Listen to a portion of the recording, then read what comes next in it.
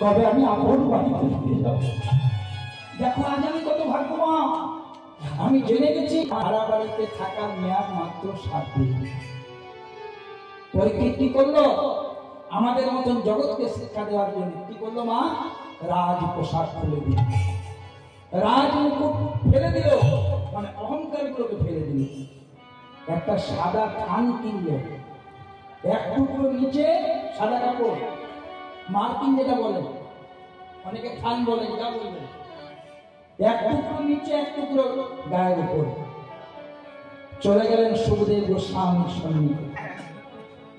7 দিন ধরে শ্রবণ করলেন অমৃতময় কৃষ্ণ কথা, ভাগবত কথা। মৃত্যুটা হলো কিন্তু মোক্ষ লাভ হয়ে গেল। আর সেদিন শ্রী সুখদেব গোস্বামী ব্রহ্ম সামগ্রস্ত পরীক্ষিতকে সবচেয়ে যেটা দামি কথা বলেছিলেন, যার জন্য আজকে রাজার লাটে কীর্তনটা হচ্ছে, তিনি বলে দিলেন, পরীক্ষিত তুমি যা কিছু করো, একটা জিনিস যদি তুমি না করো তোমার মোক্ষ লাভ হবে না। পরীক্ষিত আমাদের জন্য প্রশ্ন করলেন, কি করে? সুখদেব গোস্বামী কি বলেছিল দেখুন মা, দানাং ব্রতং তপো যজ্ঞং শ্রদ্ধাঞ্চ পিতৃতর্পণং সকল নিষ্ফলং নাম সংকীর্তনং বিনা। কথাটার বাংলা মানে ধরে না, বলছে দান মানে যতই তুমি দান করো, ব্রতম যতই ব্রত করো, তপোযজ্ঞম তপস্যা করো, যাগযজ্ঞ করো,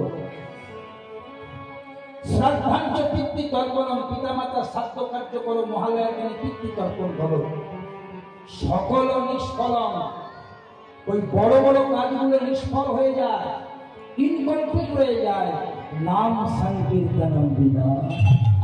যদি সেখানে ভগবানের নাম না হয়, তাই সে যদি ভগবানের নাম করে আমরা ভগবানকে পাই, সবাই মিলে বলবো হরে কৃষ্ণ হরে কৃষ্ণ কৃষ্ণ হরে হরে, হরে রাম রাম রাম হরে হরে। হরে কৃষ্ণ কৃষ্ণ কৃষ্ণ হরে হরে, হরে হরে রাম হরে রাম, হরে কৃষ্ণ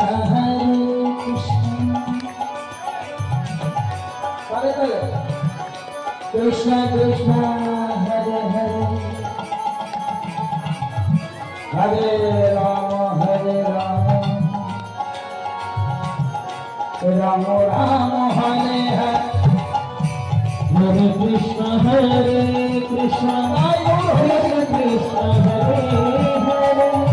হরে রাম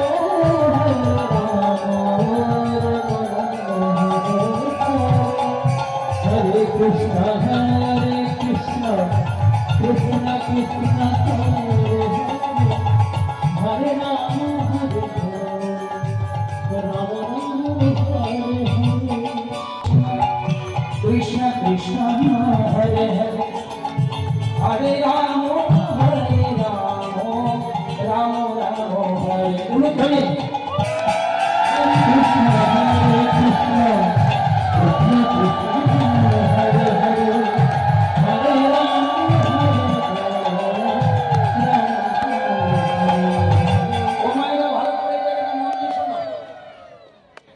রাত্রি তখন 11:30 থেকে 12টা,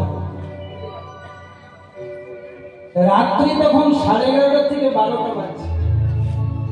ভগবান কৃষ্ণচন্দ্র করেছেন কি, মাথায় কতগুলো ইট নিয়ে আর তার সাথে বড় বড় দুটো পাথর নিয়ে অমাবস্যা রাত্রি গভীর বনে রাস্তা দিয়ে